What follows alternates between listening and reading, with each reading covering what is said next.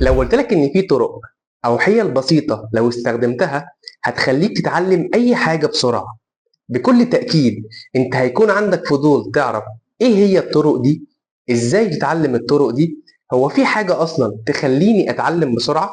هجاوبك على كل أسئلتك دي في فيديو النهاردة في قهوتك اللذيذة أو مشروبك اللي أنت تحبه، ويلا نبدأ.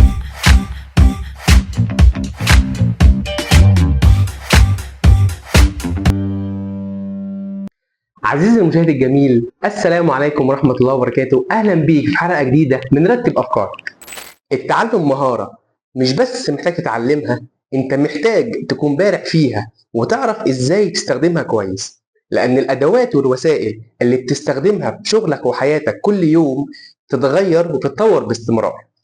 انت ممكن تكون زيي مر عليك موقف من المواقف اللي كنت محتاج تتعلم حاجة معينة، سواء كانت في شغلك أو في دراستك، بس الفكرة كانت في وقت قليل جدا، وده اللي خلاني أدور على طرق تساعدني أتعلم بسرعة. ودي أهم الطرق عن تجربة اللي هتساعدك تتعلم أسرع. واحد، اسأل نفسك لماذا أو ليه 5 مرات. الكاتب إريك رايس في كتابه ذا لين ستارت اب بيعرض طريقة لماذا الخماسية لحل المشكلات، والفكرة هنا هي إنك توصل لأصل المشكلة، واللي في الغالب بيكون نتيجة خطأ بشري أكتر من كونها خطأ فني. مثال بسيط على طريقة لماذا الخماسية: علي مهندس جديد في شركة برمجة، وفي إصدار جديد لأحد المواقع اتعطلت واحدة من خواص المستخدمين. ليه اتعطلت؟ عشان سيرفر من سيرفرات الشركة اتعطل. ليه السيرفر اتعطل؟ عشان واحد من النظم الفرعية تم استخدامه بطريقة خطأ. ليه تم استخدامه بطريقة خطأ؟ لأن علي ما كانش يعرف ازاي يستخدمه صح. ليه ما كانش يعرف يستخدمه صح؟ لأن علي ما اتدربش عليها كويس. ليه ما اتدربش عليها كويس؟ عشان مديره ما كانش مؤمن بتدريب المهندسين الجدد، لأن هو فريقه كانوا مشغولين جدا. وبسؤالك ليه 5 مرات تقدر توصل لأصل المشكلة، واللي بان في النهاية إنها خطأ إداري بشري مش خطأ فني. ميزة الطريقة دي إنها بتديلك نص الحل، لأنها بتوصلك لأصل المشكلة. 2، خليك دايما إيجابي، لأن قلقك وخوفك من إنك تتعلم حاجة جديدة أو تطور مهارة موجودة عندك في الأساس ده استثمار فقير جدا لطاقتك العقلية، لأن القلق بيمثل حاجز بينك وبين أنماط التفكير المختلفة، وبيمنعك من اكتشاف حلول حقيقية. بس لما تحس بالرضا عن اللي ممكن يحصل، وإيمانك إن ده قدر، وإنك لازم تبذل مجهود وتعمل اللي عليك، ده هيوجه عقلك للبحث عن فرص جديدة. وهنا هتقدر تاخد القرارات اللي تخلي العالم اللي بتحلم بيه حقيقة. 3، الممارسة. أفضل طريقة إنك تتعلم مهارة جديدة أو تطور مهارة موجودة عندك بالأساس إنك تمارسها، لأن كتر استخدامها هيساعدك على فهمها أكتر وتطويرها بشكل سريع.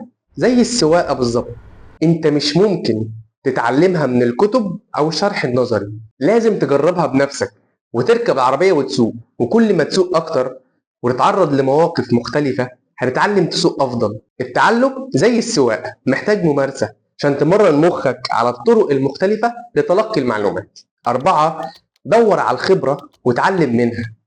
دايما الخبرة بتفرق في أي حاجة، عشان كده لما تيجي تتعلم حاجة جديدة دور على أشخاص خبرة في المجال ده واسألهم وتعلم منهم، لأنهم هيوضحوا لك الطريق ويدلوك على أفضل الطرق اللي تساعدك إنك تحقق هدفك بسهولة وسرعة. ويعتبر تيم فيرس مؤلف كتاب The 4 Hour Work Week أستاذ في الطريقة دي، لأنه بيقول إن كل لما يجي يتعلم رياضة معينة كان بيتواصل مع أقرب فرد ليه من معارفه واخد ميدالية في الرياضة دي، ويسأله عن الطرق والتقنيات اللي يتبعها عشان يتقن الرياضة دي. 5، خلي عندك أصدقاء يعتمد عليه. وجود ناس حواليك عاوزين يتعلموا نفس الحاجة اللي بتتعلمها ده في حد ذاته دافع ومحفز ليك، وبيمنعك إنك تكسل في نص الطريق لأنكم هتشجعوا بعض. فحاول تعرض المهارة اللي عاوز تتعلمها على أصحابك، ممكن تلاقي حد فيهم بيتعلمها وانت ما تعرفش، او حد نفسه يتعلمها وعاوز اللي يشجعه. ولو ما لقيتش دور على ناس مهتمة بالحاجة دي وقرب منهم وتفاعل معاهم. 6، ما تتكسفش من السؤال لو مش فاهم. الكاتب مور تيمر بيوضح في كتابه How to Read a Book إن التعلم بصفة كبيرة بيتعلق بمدى إدراكك لحيرتك في أمر معين. وإيه اللي بعد الحيرة دي؟ يا ترى هتسأل وتحاول تعرف اللي مش فاهمه، ولا هتخاف من نظرة الناس ليك وتخاف تسأل؟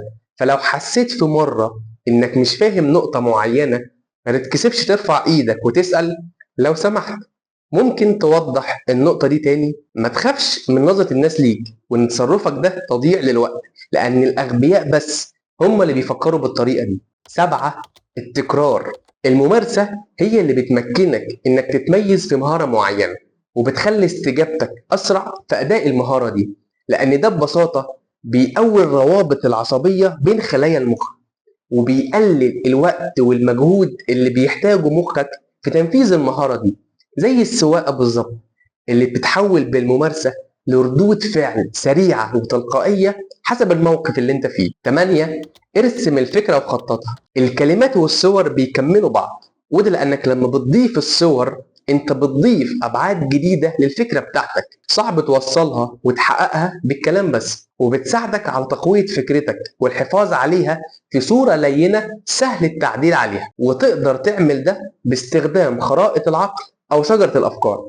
وبكده نكون عرضنا أهم الطرق وعن تجربة اللي هتساعدك إنك تتعلم أسرع. ما تنساش تشوف الحلقات اللي فاتت، استنى الحلقات اللي جاية، ولو أنت على اليوتيوب اشترك على القناة.